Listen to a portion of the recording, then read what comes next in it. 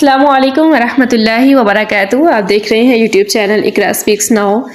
दौरा कुरान की पीछे 9 क्लासेस हमने मुकम्मल की हैं। आज की क्लास में हम 10वां पारा इंशाअल्लाह उसका खुलासा मुकम्मल करेंगे। 10वां पारा इंतहाई अहम पारा है। ये बहुत सारे हमें ऐसे निज़ाम और मसाइल सिखाता है जिनकी हमें अपनी ज़िंदगी में बहुत ज़्यादा ज़रूरत है।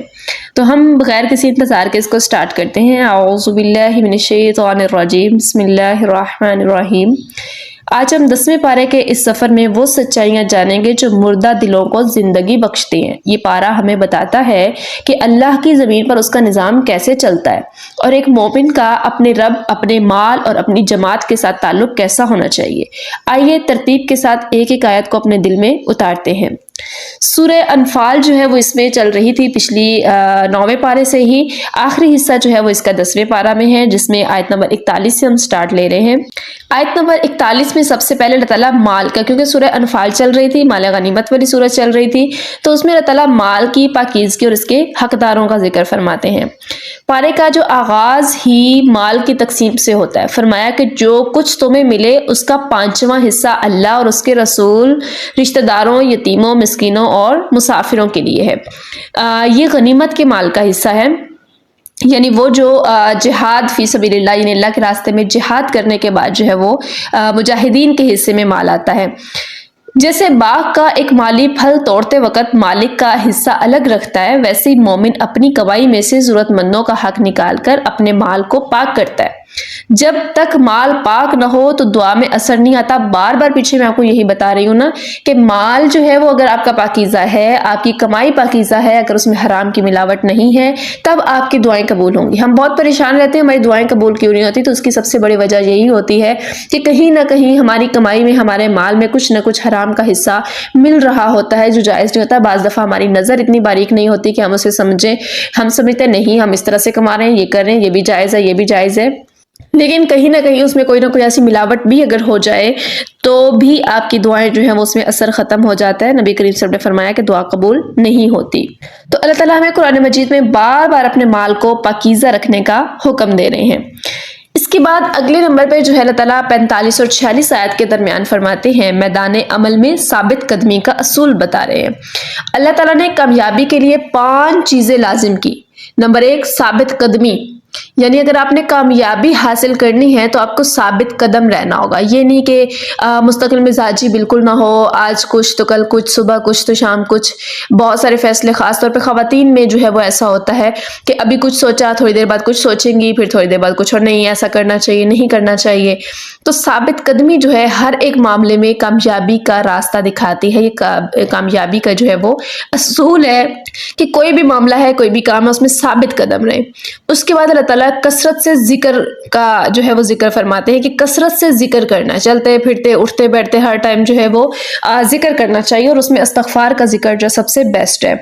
अल्लाह और रसूल सल्लल्लाहु अलैहि वसल्लम की इताअत करनी है। अल्लाह और अल्लाह के रसूल की इताअत करेंगे हर एक मामले में, हर एक मसले में कुरान और सुन्नत को खोलेंगे इंशाअल्लाह, तो फिर भी जो है वो कामयाबी मिलेगी। उसके बाद अल्लाह ताला इत्तेहाद का जिक्र फरमाते हैं कि आपस में इत्तेहाद, टूट फूट जो है वो इंसान की घरेलू तौर पे हो, ख़ानदानी तौर पे हो, मजहबी तौर पर हो, जिस तरह भी हो, अगर इत्तेहाद नहीं है तो आप कभी मजबूत नहीं हो सकते। अब इत्तेहाद का मतलब ये भी नहीं है, आपको साथ ही बताती चलूँ कि ज़बरदस्ती जो है वो लोग कोई आपके साथ जोड़ के ही नहीं रखना चाह रहा। खास तौर पर रिश्तेदारों में ये मामलात होते हैं कि एक बंदा जो है बड़ा अच्छा सलूक कर रहा है, बहुत अच्छे अंदाज से अखलाक से पेश आ रहा है, अगला बंदा ही वो इस काबिल नहीं है कि उसके साथ ऐसा किया जाए, और वो आगे से बुरा सलूक करता है, आपके साथ नहीं बना के रखता। अब आपका हक अदा हो गया, आपने कोशिश कर ली, अब आपको जो है वो हद से ज़्यादा करने की ज़रूरत नहीं है। आज का दौर वो है कि जितना कोई चले उतना चले, अपनी कामयाबी से मतलब रखें, अपने मकसद से ताल्लुक़ रखें, और जो है कोई चलता है आपके साथ तो आप उसको वेलकम कहें, अगर कोई नहीं चलता तो उसको साइड पे रखें। उसके लिए अपनी ज़िंदगी बर्बाद करने की ज़रूरत नहीं है। हाँ, अपनी तरफ से हक अदा होना चाहिए कि अच्छे अखलाक से पेश आए। इसके बाद जो है वो अल्लाह ताला सब्र का जिक्र फरमाते हैं कि जाहिर है जब ये सब चीज़ें होंगी तो उसके साथ मुश्किलात भी आएंगी, तकालीफ भी आएंगी। कोई भी आप काम है, कोई भी अमल कर रहे हैं, उसमें जो है वो सब्र लाजिम है। अगर आप में सब्र नहीं है, बेसब्री है, तो आप कभी कामयाब नहीं हो सकते। तो ये 5 चीज़ें अल्लाह ताला ने बयान फरमाई कि इनके ज़रिए आप जो है वो कामयाब रह सकते हैं। جیسے کہ ایک مشین کے پرزے وغیرہ ہوتے ہیں، اگر الگ ہو جائیں تو مشین رک جائے گی، وہ کام نہیں کرے گی۔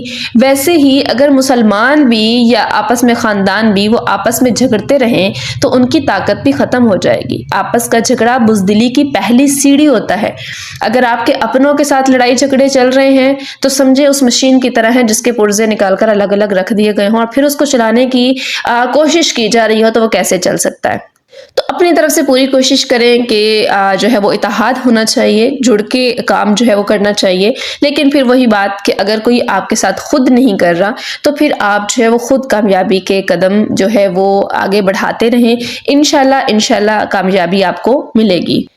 اس کے بعد اللہ تعالیٰ تیسرے نمبر پہ دکھاوے کی تباہ کاری کا ذکر فرماتے ہیں۔ آیت نمبر 47 میں، ان لوگوں کی طرح نہ بنو جو فخر کرتے ہوئے اور دکھاوے کے لیے گھروں سے نکلے تھے، یعنی جو لوگ اللہ کے لیے نہیں بلکہ لوگوں کے لیے کام کرتے ہیں، دکھاوا کرتے ہیں، ریاکاری کرتے ہیں کہ جی لوگ دیکھ کے واہ واہ کریں، لوگ دیکھ کے کہیں واہ جی واہ کیا کام کیا ہے، کیا عمل کیا ہے، کیا کامیابی ہے۔ تو دکھاوا جو ہے وہ کبھی بھی قبول نہیں ہے۔ اللہ تعالیٰ کے ہاں جو ہے وہ دکھاوے کی کوئی قدر نہیں ہے۔ قیامت کے روز جو ہے بڑے بڑے پہاڑوں جتنے اعمال لے کر آنے والے لوگ، ان کو اللہ تعالیٰ فرمائیں گے جاؤ ان کا بدلہ انہی سے لو، ان کا اجر انہی سے لو جس کے لیے تم نے کام کیا تھا، میرے لیے تو کیا ہی نہیں تھا۔ تو چاہے کوئی دنیاوی کام ہے، چاہے کوئی دینی کام ہے، آپ نے اس کو اللہ کے لیے کرنا ہے، اپنے لیے کرنا ہے، نہ کہ دوسروں کو دکھانے کے لیے۔ دوسرے لوگ آپ کو وقتی طور پہ اپریشیٹ بھی کر دیں گے، وقتی طور پہ واہ واہ بھی کر دیں گے، کچھ لوگ حسد کریں گے، کچھ لوگ برا کہیں گے، کچھ لوگ اچھا کہیں گے، اپنے اپنے کمنٹس دیں گے آپ کو، لیکن اس سے آپ کی زندگی پہ کیا فرق آئے گا؟ کوئی فرق نہیں آئے گا، بلکہ حاسدین کی تعداد بڑھے گی۔ تو کبھی بھی نمود و نمائش کسی معاملے میں جو ہے وہ نہ کریں، ہر ایک معاملے کو چھپا کر رکھیں۔ ویسے بھی اپنی نمود و نمائش جو ہے وہ کسی معاملے میں بھی نہیں کرنی چاہیے۔ تو دین کی بات ہو رہی ہے، دنیاوی طور پہ بھی جو ہے وہ نمود و نمائش نہیں ہونی چاہیے۔ آج کے دور میں جو تھوڑی سی اچھا کھا پی ہی کیوں نہیں لیا، کہیں گھومنے چلے گئے، فوراً لوگ جو ہے اسٹیٹس لگا دیتے ہیں، تو اس سے جو ہے وہ حسد بڑھ جاتا ہے۔ اللہ کے رسول صلی اللہ علیہ وسلم نے فرمایا کہ اپنی کامیابیوں اور نعمتوں کو چھپاؤ، کیونکہ ہر نعمت والے سے حسد کیا جاتا ہے۔ تو جب اللہ کے رسول صلی اللہ علیہ وسلم ہی فرما رہے ہیں کہ چھپاؤ، تو پھر ہمیں چھپانا چاہیے۔ کامیاب وہی ہوتا ہے جو اپنے گولز، اپنے خواب، اپنے فیوچر کے پلان سب کچھ چھپا کر رکھتا ہے۔ تو اللہ تعالیٰ فرما رہے ہیں کہ جو ہے وہ دکھاوا نہ کرو، فخر نہ کرتے پھرو۔ نیکی ایک بیج کی طرح ہوتی ہے، اسے خاموشی کی مٹی میں چھپا کر اگر رکھیں تو درخت بنتا ہے، اور اگر اسے دکھاوے کی دھوپ میں رکھ دیں گے تو وہ جل جائے گا۔ اپنی نیکیوں کو سوشل میڈیا کی نمائش سے بچائیں، اسٹیٹس وغیرہ سے بچائیں۔ اگر کوئی نیکی کر رہے ہیں، کوئی اچھا عمل کر رہے ہیں، کوئی صدقہ و خیرات کر رہے ہیں تو لوگوں کو مت دکھائیں، اللہ کے لیے کریں۔ اس کے بعد اللہ تعالیٰ جو ہے فرماتے ہیں شیطان کا دھوکہ، آیت نمبر 48 میں، کہ شیطان نے گناہ کو خوبصورت بنا کر دکھایا، لیکن جب حقیقت سامنے آئی تو میں تم سے بیزار ہوں یہ کہہ کر بھاگ گیا۔ شیطان اس سیلز مین کی طرح ہوتا ہے جو ناقص چیز کو چمکیلی پیکنگ میں بیچتا ہے۔ گناہ کی لذت بھی اسی طرح عارضی ہے، مگر اس کا پچھتاوا دائمی ہے۔ بالفرض وقتی طور پہ آپ کو ایک گناہ بہت مزین کر کے شیطان دکھا رہا ہے، بڑا خوبصورت بنا کے دکھا رہا ہے، لیکن جیسے آپ نے گناہ کر لیا، اس کو وقتی طور پہ آپ کو جو بھی فائدہ ہو گیا، چند لمحات کے لیے، چند منٹس کے لیے، چند دنوں کے لیے آپ کو اس سے فائدہ حاصل ہو گیا، لیکن جب وہ وقت گزر جائے گا تو اس کی جو بھی آپ کو فائدہ ہوا، جو مفاد ہوا، جو فیل کیا آپ نے، وہ سب کچھ آپ کی محسوسات کی حص جو ہے وہ ختم ہو جائے گی، اور آپ کا پچھتاوا شروع ہو جائے گا کہ وقت تو گزر گیا، کاش میں نے یہ نہ کیا ہوتا۔ تو گناہ کی لذت وقتی ہے، لیکن اس کا عذاب، اس کا بھگتنا، اس کا حساب و کتاب ہی دائمی طور پہ چلتا ہے۔ اس لیے وقتی طور پہ اپنے گناہ میں خوبصورتی، اپنے گناہ میں مفاد، اپنے گناہ میں فائدہ یہ مت دیکھیے، اس کو اللہ کی رضا کے لیے چھوڑ دے۔ اللہ کے خوف سے جو چھوڑ دیتا ہے اپنی خواہشات کو، اللہ نے اس کے لیے جنت کے ٹھکانے کا ذکر کیا، اللہ نے اس کے لیے 2 جنتوں کا وعدہ کیا ہے۔ تو آج سے اپنے اندر سب سے بڑی تبدیلی تو یہ لے کر آئیں کہ سب سے پہلے میں نے جو ہے وہ ریاکاری نہیں کرنی، دینی معاملہ بھی دوسروں کے سامنے نہیں رکھنا کیونکہ اس کا مجھے اجر نہیں ملے گا، اور دنیاوی نمود و نمائش میں نے اس لیے نہیں کرنی کہ کہیں حسد کا شکار نہ ہو جاؤں، اور اپنی کامیابی کے لیے میں نے سب کچھ چھپا کے رکھنا ہے تاکہ ایک دن کامیاب ہو جاؤں تو خود ہی سب کے سامنے آ جائے گا۔ اور دوسرا جو ہے اس میں آپ نے اپنا شیطان کے دھوکے میں نہیں آنا، اپنے گناہ جو آپ کو وقتی مفاد مل رہا ہے، فائدہ مل رہا ہے، آپ نے کہنا نہیں، میں ہمیشہ کے لیے پچھتانے کے لیے نہیں ہوں، مجھے ہمیشہ پچھتانا نہیں ہے، وقتی طور پہ فائدہ جاتا ہے جائے، لیکن ہمیشہ کی پکڑ ہو گئی، ہمیشہ کا سوال ہو گیا، قبر میں جاتے ہی جو ہے پٹائی شروع ہو گئی، حساب شروع ہو گیا، تو میں کیا جواب دوں گی؟ تو اس لیے اس چیز کو اپنے اندر سے آج سے ہی نکال دیجئے. اس قرآن کے اس پارے میں سے آپ کو سب سے بڑی تبدیلی جو ہے وہ کرنی ہوگی، وہ یہ کرنی ہوگی. اس کے ساتھ آپ دیکھیں کہ اس کے بعد آپ کی زندگی میں اللہ کی طرف سے رحمتیں اور آسانیاں کیسے آتی ہیں. اس کے بعد اللہ تعالیٰ جو ہے وہ سورہ توبہ کا آغاز فرما رہے ہیں. پچھلی سورہ انفال تھی، وہ کمپلیٹ ہو جاتی ہے، پھر آگے سورہ توبہ جو ہے اس کا اللہ تعالیٰ آغاز فرماتے ہیں. سورہ توبہ کی آیت نمبر 18 میں اللہ تعالیٰ مسجدوں کو آباد کرنے کا ذکر فرما رہے ہیں کہ مسجدیں صرف اینٹ گارے سے نہیں بنتی، بلکہ ایمان، نماز، زکوٰۃ اور صرف اللہ سے ڈرنے والے دلوں سے آباد ہوتی ہیں. جیسے جسم بغیر روح کے لاش ہے نا، ویسے ہی مسجد بغیر نمازیوں کے محض ایک عمارت ہے. مسجد کی اصل خوبصورتی اس کے فانوس نہیں، اس کے سجدے ہیں. آج دیکھیں کتنی ایسی مساجد ہیں جو نارمل گھروں سے زیادہ خوبصورت ہیں، جن کے اوپر اس طرح کے ماربلز لگائے گئے، اے سی لگائے گئے، ٹھنڈک کے احساس، خوبصورتیاں، نرم قالین اور اش کر رہی ہیں مسجدیں. لیکن اس کے اندر نہ ایمان والے لوگ موجود ہیں، نہ نمازی موجود ہیں، نہ جو ہے وہ امر بالمعروف و نہی عن المنکر کرنے والے علماء موجود ہیں. افسوس کے ساتھ علماء، اب آپ کہیں گے کہ ہر مسجد میں ہی امام موجود ہیں، مقتدی بھی موجود ہیں، اور نظام چلانے والے انتظامیہ موجود ہے، لیکن وہ ایک جیسے روح کے بغیر جسم ہے، بس وہی حالت ہے. کیا ہر مسجد کا عالم یا امام، الا ماشاء اللہ چند ایسے ہیں، سب کی بات نہیں ہو رہی، لیکن ان کی بات ہو رہی ہے جو ایسا کر رہے ہیں، کیا وہ اس قدر حق پر ڈٹے ہوئے ہیں کہ اس مسجد میں یا اس کے ارد گرد کے جو علاقے میں جہاں تک ان کی پہنچ ہے، جہاں تک ان کی آواز جا رہی ہے، کیا وہ حق کی بات کر سکیں؟ وہ نیکی کا حکم تو دیں لیکن ساتھ برائی سے بھی روکیں. وہ لوگوں کی پرواہ کیے بغیر، لوگوں کے ناراضگی کی پرواہ کیے بغیر اللہ کی رضا کے لیے وہاں پر جو ہے آواز اٹھانے کے قابل ہو جائیں. اگر میں کہتی ہوں کہ مسجد کے امام یا مسجد کے علماء اس طرح کا کام شروع کر دیں، ہو ہی نہیں سکتا کہ اس مسجد کے مقتدیوں کے دل میں ایمان نہ ہو، اس مسجد کے مقتدیوں کے دل میں اللہ کا خوف نہ ہو، اس مسجد کی تعداد نہ بڑھ جائے.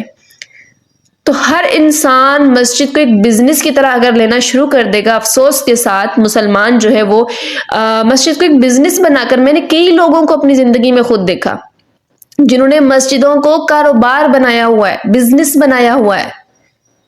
تو کیا مساجد کو بزنس بنانا، کاروبار بنانا اور اس سے رقم حاصل کرنا، لوگوں کے فنڈز اکٹھے کرنا اور پھر اس کے بدلے میں عوام کو، وہاں کے مقتدیوں کے دل میں ایمان نہ بھر سکنا، ان کو ظلم اور گناہوں سے نہ روک سکنا، یہ کس چیز کی علامت ہے؟ خود فیصلہ کیجئے. مساجد صرف اور صرف اللہ تعالیٰ فرما رہے ہیں اینٹ گارے کھڑے کرنے کا اور فنڈنگ اکٹھی کرنے کا نام نہیں ہے. اگر اس کے اندر ایمان والے لوگ موجود نہیں ہیں، نمازی موجود نہیں ہیں، زکوٰۃ اللہ کے ڈر سے دینے والے موجود نہیں ہیں، ریاکاری سے بچنے والے لوگ موجود نہیں ہیں، اللہ سے ڈرنے والے، اللہ کے سامنے کھڑے ہو کے حساب و کتاب دینے والے لوگ موجود نہیں ہیں، تو پھر وہ مسجد ایسے ہی ہے جیسے بغیر روح کے جسم ایک لاش ہوتا ہے. تو اس پر غور کیجئے، اپنے ارد گرد دیکھیں اور اس میں تبدیلی لانے کی کوشش کریں.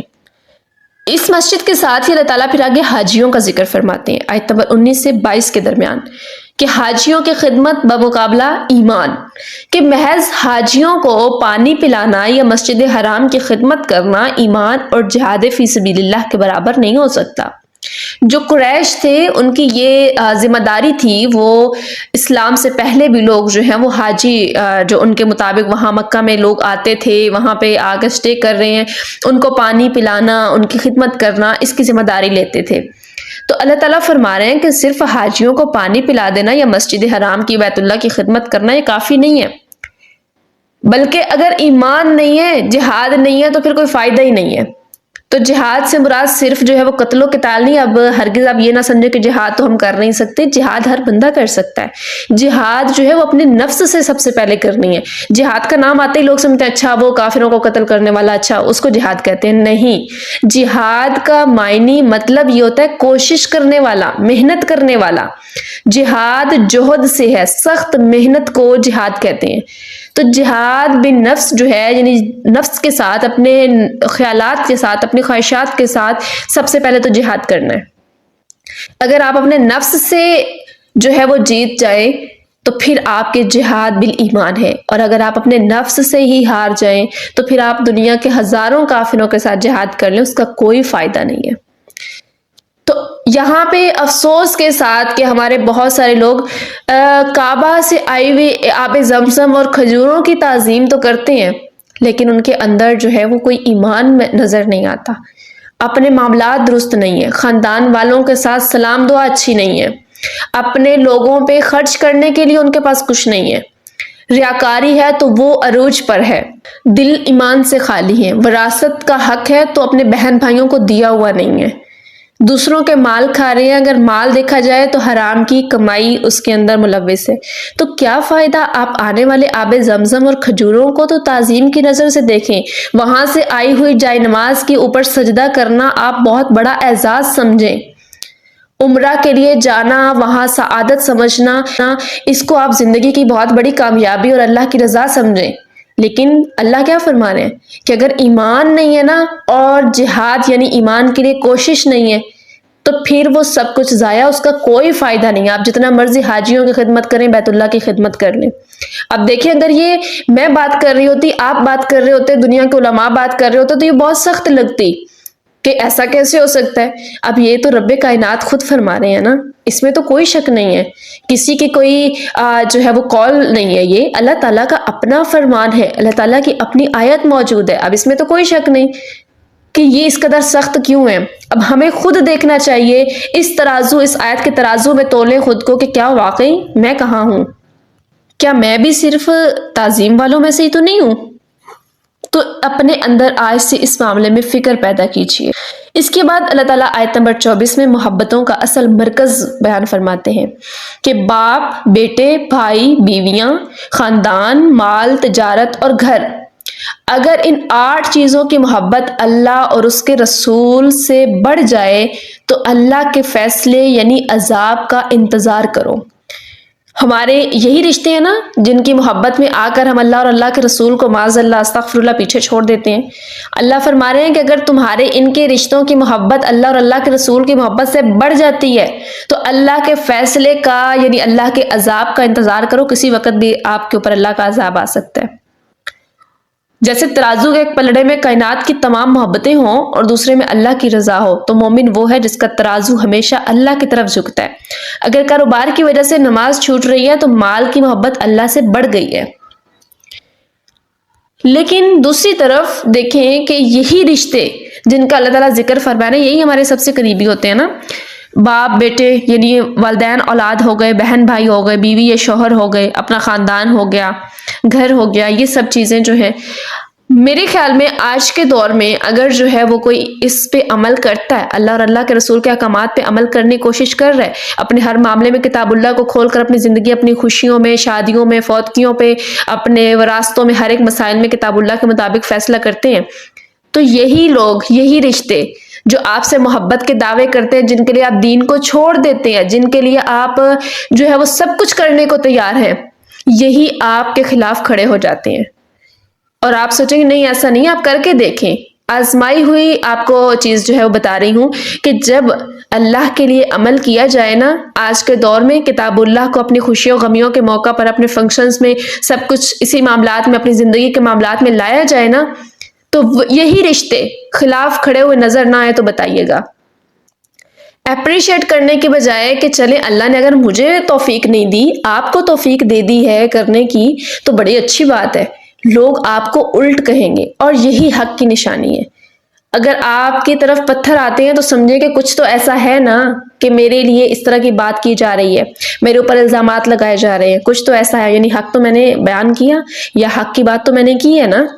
تو جب آپ دیکھیں کہ اس طرح کے فیصلے کرنے کے بعد میرے اوپر الزامات لگنے کہ اس نے یہ عمل فلاں وجہ سے کیا ہوگا، فلاں عمل خرچے بچانے کے لیے کیا ہوگا، فلاں عمل فیم حاصل کرنے کے لیے کیا ہوگا، فلاں عمل اس کے لیے کیا ہوگا، یہ نیت ہوگی، تو آپ سمجھے کہ میں حق پر ہوں، اور یہ وہ وقت ہے جہاں پہ ایک طرف مجھے اللہ کو چننا ہے اور دوسری طرف مجھے اپنے ان رشتوں کو چننا ہے۔ اور ایسے عمل کرتے وقت یہ ان لوگوں کی باتوں کی وجہ سے، خلاف ہونے کی وجہ سے، اپنے رشتوں کے آپ کے اوپر الزامات لگانے کی وجہ سے آپ کو دکھ نہیں ہوگا، بلکہ آپ کو خوشی ہوگی۔ آپ اس طرح فیل کریں، آپ کو میں بتاؤں کہ اگر آپ جو ہے وہ یہ سوچ لیں نا کہ میرے اس عمل کی وجہ سے فلاں لوگ میرے خلاف کھڑے ہوئے، مجھے جی مرتد اور پتہ نہیں کیا کیا کہہ رہے ہیں، مجھے جی وہ غلط مقصد کے لیے جو ہے باتیں کر رہے ہیں، میرے خلاف جا رہے ہیں، تو آپ دوسری طرف سوچیں کہ ہاں ان سب کے بدلے میں نا مجھے دوسری طرف اللہ اور اللہ کے رسول صلی اللہ علیہ وسلم مل رہے ہیں تو اس کی تکلیف آپ کو محسوس ہی نہیں ہوگی، آپ کو اس کی خوشی بڑھ جائے گی کہ مجھے میرے اللہ اور اللہ کے رسول ایک طرف مل رہے ہیں۔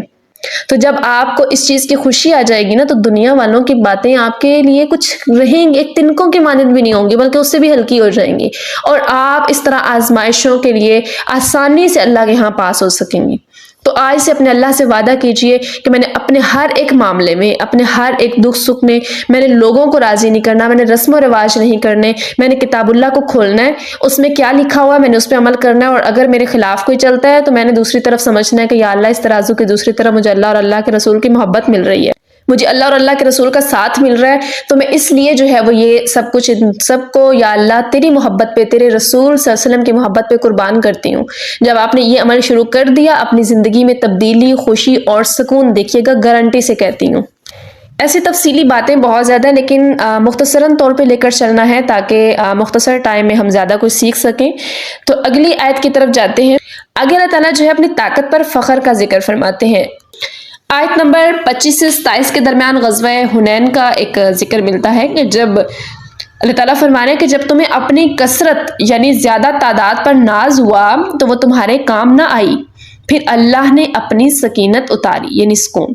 تو یاد رکھیں کہ جیت وسائل سے نہیں، اللہ کے فضل سے ہوتی ہے۔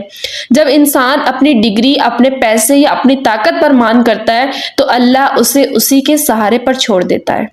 غزوہ حنین میں جب مسلمانوں نے دیکھا تو مسلمانوں کے دل میں ایک خیال آیا کہ دیکھو غزوہ بدر میں، احد میں ہم اتنی کم تعداد میں تھے، ہم پھر بھی جیت گئے تھے، یعنی اللہ کی مدد تھی ہمارے ساتھ، ہم پھر بھی فتح ہوئی ہمیں۔ اور آج حنین میں ہماری تعداد بھی بہت زیادہ ہے، ہمارے پاس اسلحہ بھی موجود ہے، فریش جو ہے وہ مجاہد بھی موجود ہیں، تو آج ہم کیسے نہیں جیتیں گے؟ جیسے یہ بات کرنی تھی، تینوں کی بوچھاڑ ہوئی اور مسلمان آپس میں بکھر گئے۔ وہ مسلمان آپ کے اور میرے والے مسلمان نہیں تھے، وہ صحابہ کرام کا دور تھا۔ صحابہ کرام رضوان اللہ علیہ مجمعین جیسے نوجوان اور ان جیسے ایمان والے ساتھی، اگر ان کے لیے تعداد پر فخر کرنے کی بجائے غرور کرنے کی وجہ سے جو ہے وہ اللہ تعالیٰ کی طرف سے یہ سزا آ سکتی ہے کہ فوری کفار ان کے اوپر جو ہے وہ چڑھ دوڑے۔ تینوں کی بوچھاڑی اور مسلمانوں کو سمجھ نہیں آ رہی تھی کہ ہم کدھر کو بھاگے، کہاں جائیں۔ تو ایسے وقت میں اپنا سوچئے کہ اگر صحابہ کرام رضوان اللہ علیہ مجمعین کے بارے میں اللہ تعالیٰ یہ فرما رہے ہیں کہ اگر تم نے فخر کیا یعنی سوچا، اور حالانکہ یہ نارمل بات ہمیں لگ رہی ہے، ہم بھی ایسا سوچتے ہیں کہ فلاں وقت میں اگر مجھے کوئی نقصان نہیں ہوا تو آج تو میں پھر بھی پہلے سے بہتر ہوں، آج مجھے کچھ نہیں ہو سکتا۔ ایک تو ہوتا ہے یہ مضبوطی اپنی، ایسے سمجھیں کہ اپنی سیلف ریسپیکٹ میں بھی یہ چیز آ جاتی ہے، اپنے آپ کو جو ہے وہ بندہ خود اپنے آپ کو عزت دے رہا ہے کہ ہاں فلاں وقت میں۔ اس کے بعد اللہ تعالیٰ آیت نمبر 36 میں کائنات کے کیلنڈر کا ذکر فرماتے ہیں، 12 مہینوں کا ذکر فرماتے ہیں۔ اللہ کے ہاں مہینوں کی گنتی 12 ہے، جن میں سے 4 حرمت والے ہیں، ان میں اپنے نفس پر ظلم نہ کرو۔ اللہ نے وقت کو ایک نظم و ضبط میں رکھا ہے۔ ان مقدس مہینوں میں گناہ سے بچنا ایسے ہی ہے جیسے کسی خاص پروٹوکول والے علاقے میں قانون کی سخت پابندی کرنا۔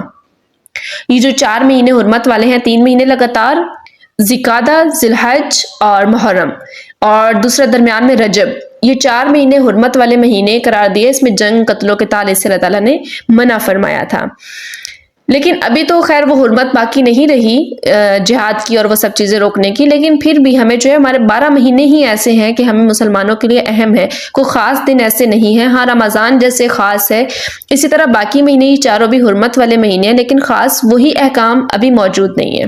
تو 12 مہینوں کا کیلنڈر اللہ تعالیٰ یہاں پر جو ہے وہ ذکر فرماتے ہیں کہ یہ 12 مہینے اللہ کی گنتی، اور یہ چاند والے مہینے ہیں۔ باقی یہ جو جنوری، فروری اور یہ والے مہینے ہیں، یہ تو عیسویں جو ہے کیلنڈر ہے اس کے مطابق ہے، حضرت عیسیٰ علیہ السلام کے مطابق، یعنی عیسائیوں کا ہے، انگریزوں کا۔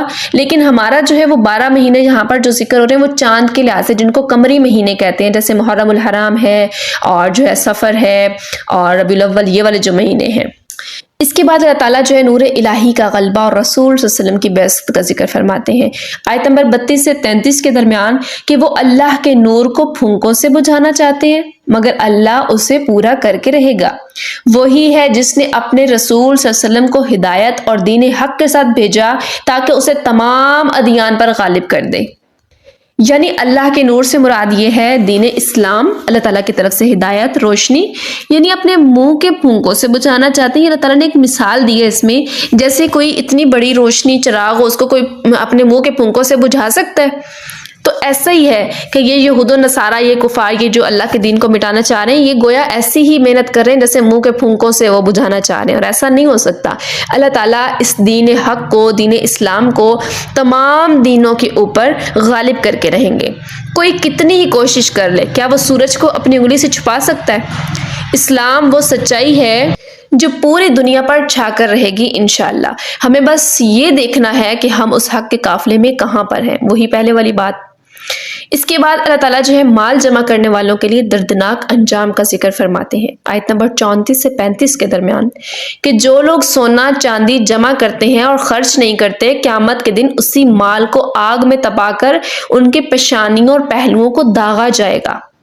یعنی وہ مال جس کی زکوٰۃ نہیں دی گئی، وہ مال نہیں بلکہ وہ سانپ ہے جو دنیا میں تو راحت دے رہا ہے، وہی آخرت میں وبال بنے گا۔ ایک حدیث مبارکہ میں نا کہ جو اپنے مال کی زکوٰۃ نہیں دیتا، وہ گنجے سانپ کی صورت میں مال اس کے سامنے آئے گا اور اس کو سخت ترین عذاب ہوگا۔ تو اپنے مال کی زکوٰۃ یعنی جمع کرنے کا تو شوق ہے کہ سونے چاندی نقد کیش ہر ایک چیز بڑھائی جا رہے ہیں، جمع کیے جا رہے ہیں، لیکن اس جمع کرنے کے بعد جو ہے وہ اس میں سے زکوٰۃ ادا نہیں کرتے، تو ان لوگوں کے لیے کس قدر سنگین ہے۔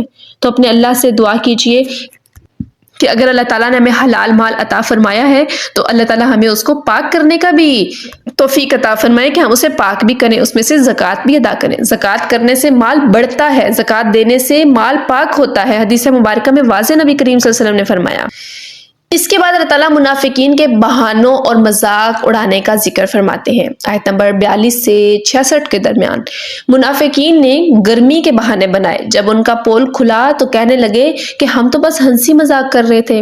فرمایا کیا تم اللہ اور اس کی آیات اور رسول کا مذاق اڑاتے ہو؟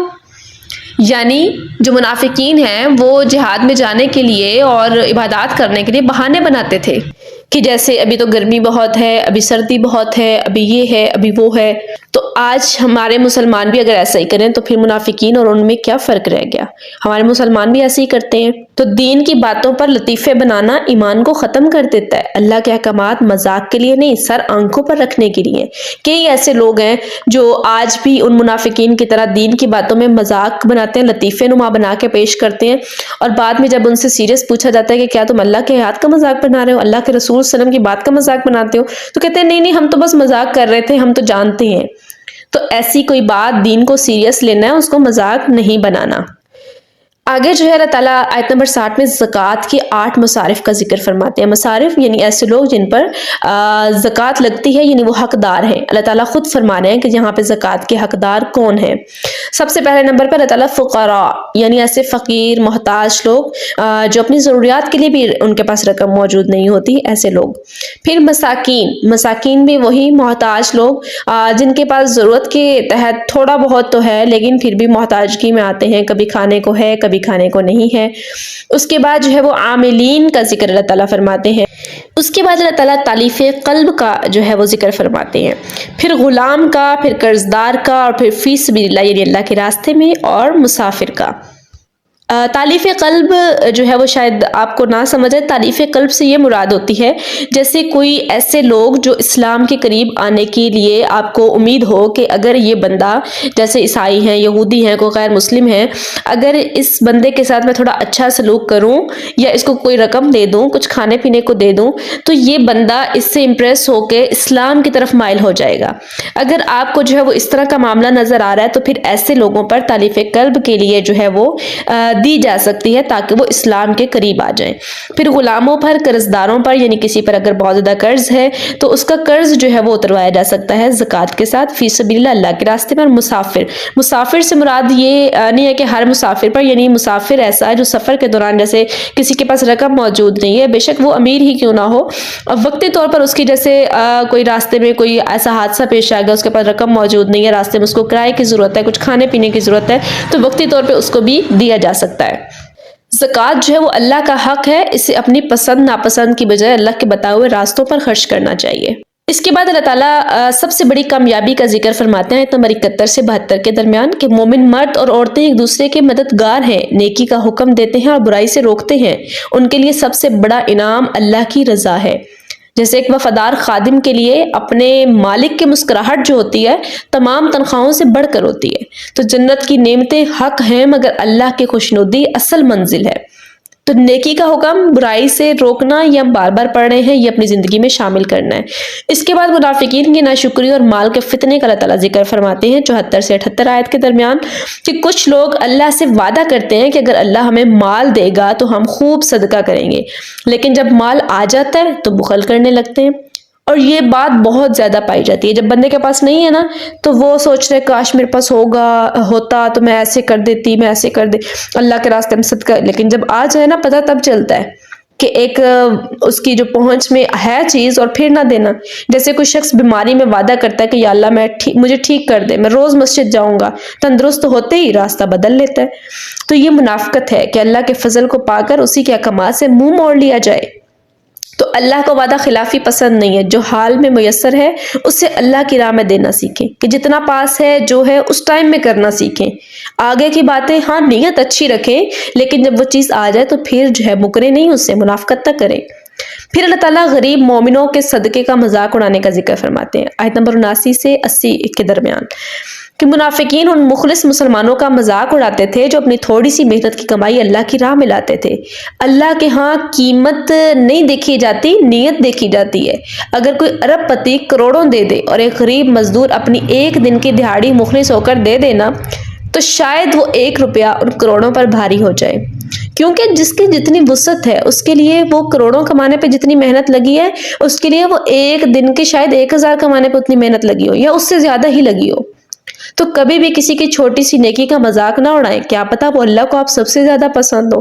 جیسا نبی کریم صلی اللہ علیہ وسلم جو ہے وہ سب کے صدقات وغیرہ جو ہے جمع فرما رہے تھے، ایک صحابی آئے، انہوں نے مٹھی بھر کھجوریں جو ہیں وہ لائیں، تو نبی کریم صلی اللہ علیہ وسلم نے اس مٹھی بھر کھجوروں کو اتنے بڑے ڈھیر جو مال کا تھا اس کے اوپر ایسے پھیلا دیا، فرمایا کہ یہ سب کے اوپر حاوی ہے، حالانکہ دوسروں نے ڈھیر لگا دیے تھے۔ وجہ یہ تھی کہ ان صحابی نے ساری رات جو ہے مزدوری کی، کنواں لے کے اس میں سے پانی جو ہے وہ دیا اس کے باغ کو، پھر اسے مٹھی بھر اس کے بدلے کھجوریں ملی مزدوری میں، اجرت میں، اور وہ لے کر آیا، اور باقیوں نے آسانی سے اپنا مال اٹھا کر دے دیا۔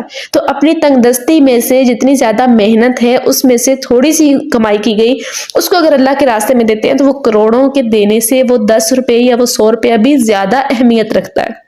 میں اکثر عورتوں سے یہی کہتی ہوں کہ عورتیں جو ہیں گھر میں جیسے فضول چیزیں، ردی وغیرہ پڑی ہے، گھر میں خشک روٹیاں جمع ہو جاتی ہیں، فضول چیزیں پڑی ہوتی ہیں، کوئی لوہے کی چیزیں یہ وہ، تو وہ گلی محلوں میں جیسے دے دیتی ہیں اس کے بدلے چند روپوں میں۔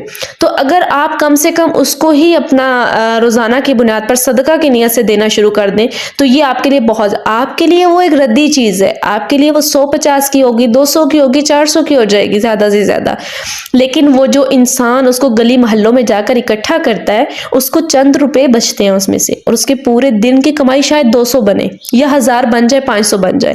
تو اگر آپ وہ اتنی سی چیز بھی اپنے گلی محلے میں آنے والے ایسے لوگوں کو فری میں صدقہ کی نیت سے دینا شروع کر دیں تو ان کے لیے وہ ایک بہت بھاری رقم بن جائے گی اور آپ کی طرف سے ڈیلی کا ایک صدقہ بھی نکل جائے گا۔ تو اپنی زندگی میں یہ میری ایک نصیحت کے طور پر آپ اس پر عمل کرنا شروع کر دیں، اپنی زندگیوں میں شامل کریں دوسروں کے، تو اس طرح بھی آپ کی زندگی میں کئی جو ہے دن ایسے ہوں گے جس میں آپ صدقہ کر رہی ہوں گی۔ تو چھوٹی سی نیکی بعض دفعہ بہت بھاری ہو جاتی ہے۔